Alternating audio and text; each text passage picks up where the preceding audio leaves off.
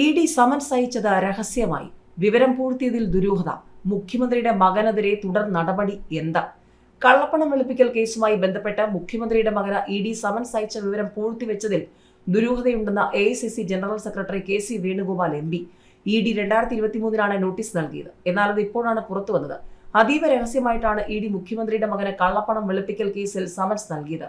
കോൺഗ്രസിന്റെയും മറ്റ് പ്രതിപക്ഷ പാർട്ടികളുടെയും നേതാക്കൾക്കെതിരെ നോട്ടീസ് നൽകിയാൽ അത് ഇ.ഡി. ഉൾപ്പെടെയുള്ള കേന്ദ്ര അന്വേഷണ ഏജൻസികൾ തന്നെ രാജ്യവ്യാപകമായത് പ്രസിദ്ധീകരിക്കും.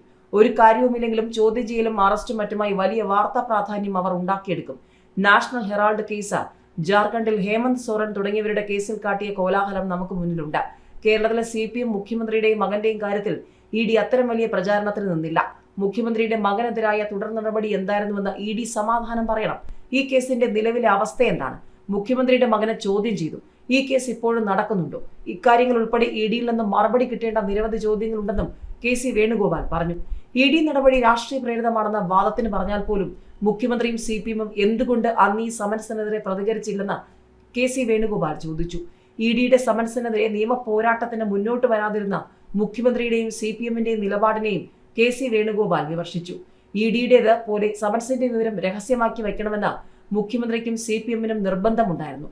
CPMും ഇ.ഡിയും കേരള സർക്കാരും മുഖ്യമന്ത്രിയും ഈ വിവരം പൂഴ്ത്തിവെച്ചത് കൂടുതൽ സംശയങ്ങൾക്കിടയാക്കുന്നുണ്ടെന്നും കെ.സി. വേണുഗോപാൽ പറഞ്ഞു. പ്രോട്ടോകോൾ ലംഘിച്ച് മുഖ്യമന്ത്രിയും കേന്ദ്രമന്ത്രിയും തമ്മിലുള്ള കേരള ഹൌസിലെ പ്രഭാത ഭക്ഷണം കഴിക്കലും കേന്ദ്രമന്ത്രിമാരുടെ വീടുകളിലെ ഉദ്യോഗസ്ഥരില്ലാതെയുള്ള പിണറായി വിജയന്റെ സന്ദർശനവും ഇതിനിടെയാണ് നടന്നത്. ഇതെല്ലാം കൂട്ടി വായിച്ചാൽ എന്തോ ചീഞ്ഞു നാറുന്നുണ്ടെന്ന് വ്യക്തം. അതിൽ വ്യക്തത വരുത്തേണ്ട ഉത്തരവാദിത്വം കേരള മുഖ്യനുണ്ട്. ഇതെല്ലാം തെറ്റാണെന്നും തട്ടിപ്പാണെന്നും തുറന്നു പറയാൻ മുഖ്യമന്ത്രി തയ്യാറാകുമോ? അല്ലാതെ മടിയിൽ കനമില്ലെന്ന് വെറുതെ പറഞ്ഞിട്ട് കാര്യമില്ലെന്നും വസ്തുനിഷ്ഠമായി മറുപടി പറയണമെന്നും കെ.സി. വേണുഗോപാൽ പറഞ്ഞു.